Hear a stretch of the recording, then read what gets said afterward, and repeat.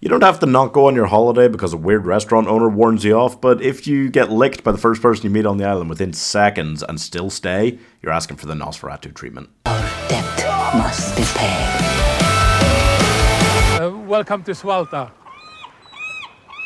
They are mostly harmless. So isn't it great to get a nice piece of British cinema where the best character is Irish, the setting is Sweden, and the plot twist is quite something? Yeah, I love Shudder, and I love that it's able to do this, because I love the horror genre, and I feel like there's not enough places that just go, yeah, horror films are pretty cheap to make, let's just butcher this streaming platform, just fill it with random horror films that all have, like, so many different ideas. They don't all work by any means, and I've probably hated as many Shudder films as I've loved, but when it works, it's just so fascinating and just so surprising, because you can just tell so many different types of story that you just don't expect at all. Getaway stars Nick Frost and aislingbea as the parents of a couple of real weird kids that already look like they could be in Children of the Corn before arriving on this Swedish commune island to observe an ancient ritual, which is just one huge warning flag, really, yeah.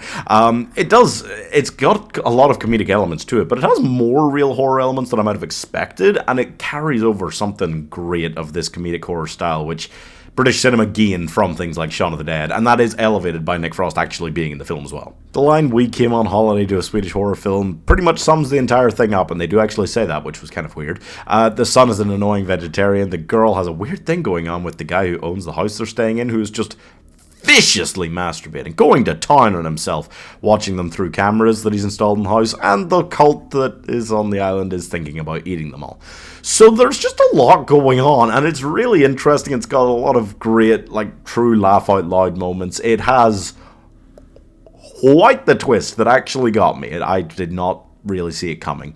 The kids are just really weird from the get-go. You just never fully know what's up with them. Nick Frost is fantastic, and I feel like there's something about the style of this which makes me go, yeah, I can almost imagine, I don't think it's as good as any of them, but I could almost imagine the direction that a fourth film in the Cornetto trilogy could have gone. You know, if they were making one of them nowadays, they probably would, like, tackle, you know, the whole, like, wave of Swedish and Scandinavian culty films and things like that. Like, that seems like a direction they could have gone for a fourth one, and it would have worked. And this film does work.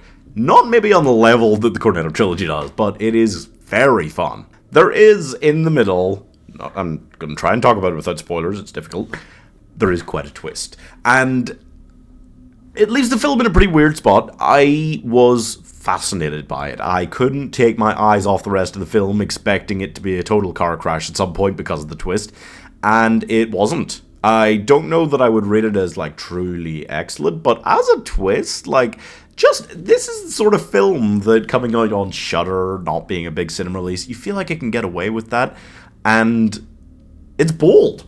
I think that's the best way to describe it. I don't have to absolutely love the twist to be surprised enough and enjoy the rest of the film enough that I can say, yeah, that is a pretty excellently executed cinematic twist moment, and you just don't get, at least I can't remember the last time that I was this stunned and like, whoa, about a twist in a film. Despite the weirdness and the absolutely bizarre story, this is a comedy horror that gave me reminiscent vibes to something like Ready or Not. I'm not saying it's as good, just saying it surprised me in similar ways. I really think the casting is great, if, again, just a little bit bizarre.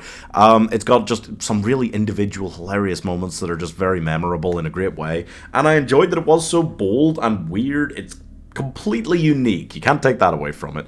I thought it was impressive for what it was and highly enjoyable. Not a perfect film, not that it didn't blow me away, but it did surprise me and please me, and it was highly enjoyable, maybe more than it deserves to be, definitely more than I expected it to be. So I'm giving Midsommar 3.5 stars. Like, there are so few ways that a film could pull off big twists like this anymore, but if they just lull you into the right false sense of security and then just go pop, it is doable. It's just a shame that films like this, which are like independent and made through a streaming service, are doing it where Hollywood big budget ones just aren't that much, right? Subscribe for more hard truths.